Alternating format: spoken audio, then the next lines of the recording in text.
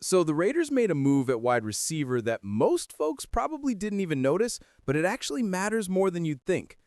Bech is officially the wide receiver 3 now. Dante Thornton had been getting those snaps, but the coaching staff finally made the switch and gave Bech the job.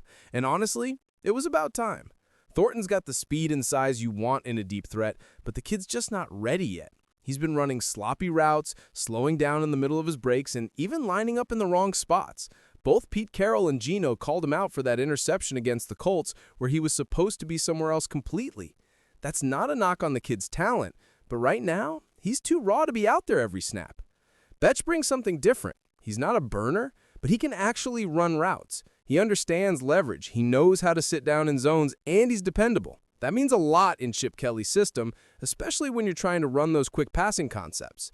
Against Tennessee, you saw what happens when you have guys who can actually execute.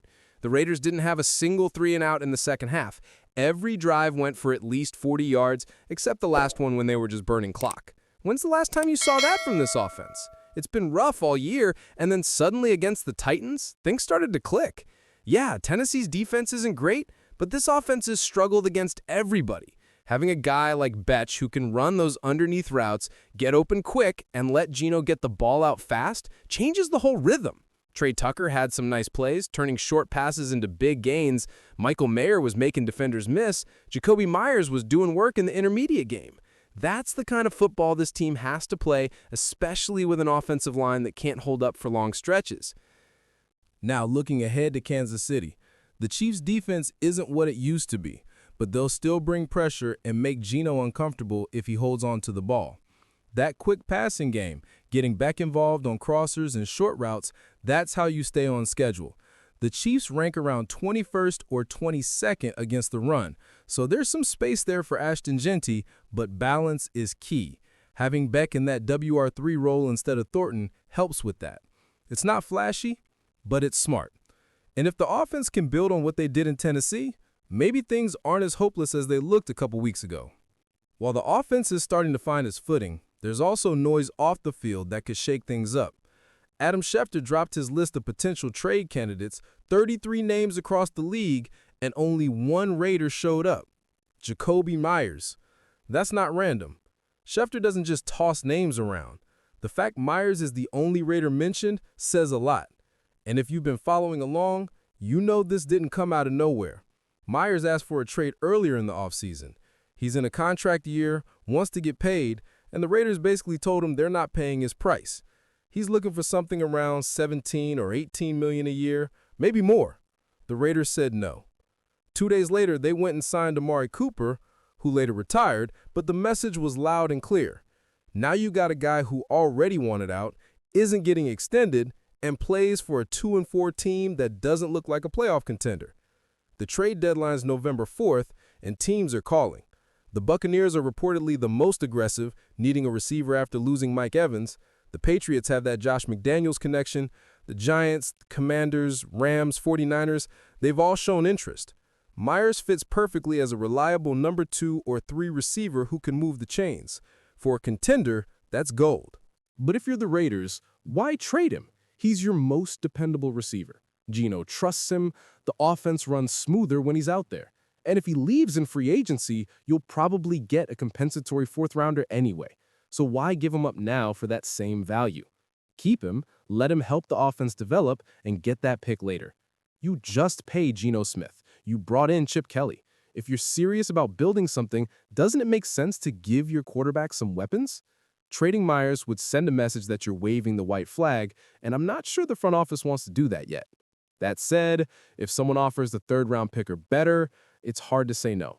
That's real value for a player who's probably gone after the season. It's a coin flip right now. Maybe 51, 49, they keep him, but one good offer could change that. If the Raiders beat Kansas City and move to 3-4 before the bye, maybe they hold on to him. But if they lose and fall to 2-5, all bets are off. That's when the fire sale starts, and Meyers would likely be the first out the door. Now, speaking of roster moves, the Raiders also brought back McClendon Curtis to the practice squad. You might remember him. Undrafted guard out of Chattanooga, played next to Cole Strange, who went to New England in the 1st round. Curtis looked solid in camp back in 2023, good enough that people thought he'd make the roster. He didn't. Landed with Seattle, spent a couple seasons there, and now he's back. It's just a practice squad signing, but it's a smart one. Curtis is a strong, physical lineman who can move bodies in the run game. That's something his team needs. Dylan Parham and Alex Kappa are both undersized and get bullied too often. Curtis brings power and a mean streak. He's 25, still developing, and has room to grow. Compare that to Cody Whitehair. Solid veteran, but getting overpowered every week. Now, about Brock Bowers. That whole situation's been handled poorly. Pete Carroll said this week he's optimistic, but he also hinted it might be best to hold Bowers out until after the bye. And yeah, that's exactly what they should have done from the start. Bowers has a PCL injury and a bone bruise. You don't just play through that, especially as a rookie tight end you're trying to build around. But for some reason, they kept running him out there hurt. He wasn't moving right, he wasn't effective, and he probably made it worse. Meanwhile, Ricky Pearsall over in San Francisco had a similar injury, and they shut him down immediately. That's how you handle it. The upside here is Michael Meyers stepping up. He had 5 catches for 50 yards and a touchdown against Tennessee, breaking tackles and making plays. If he keeps that up, the Raiders won't feel Bowers' absence as much. And when Bowers comes back after the bye, having both tight ends healthy could make this offense really dangerous. So yeah, keep Bowers out. Let him heal. No sense rushing him back for a tough game against the Chiefs. Get him right for the stretch run. Speaking of Kansas City, that's the big one on deck. The Chiefs are 3-3, but starting to look like themselves again. They dropped 30 on Detroit, Mahomes tossed 4 touchdowns, and the offense is rolling. Rashee Rice is coming back after 6 weeks, which gives them their best receiver again. Xavier Worthy's improving, Kelsey's Kelsey, and Hollywood Brown adds another layer. They're healthy and heating up at the worst time for Vegas. The line's 12.5 points, which feels fair. The Raiders' defense has been solid, but can they really slow down Mahomes when he's in rhythm? Max Crosby would do his thing, but one guy can't do it all. The secondary's been good, but this is a different level of firepower. Offensively, the Raiders have to play clean football. Geno can't turn it over. He's already thrown 10 picks, and you can't give Mahomes extra possessions. You've got to run the ball with Ashton Jancy, control the clock, and keep the Chiefs' offense off the field. If it turns into a shootout, it's over. The only shot is to shorten the game, limit mistakes, and hope for a couple of lucky bounces. It's possible, but it's a long shot. Still, it's a division game.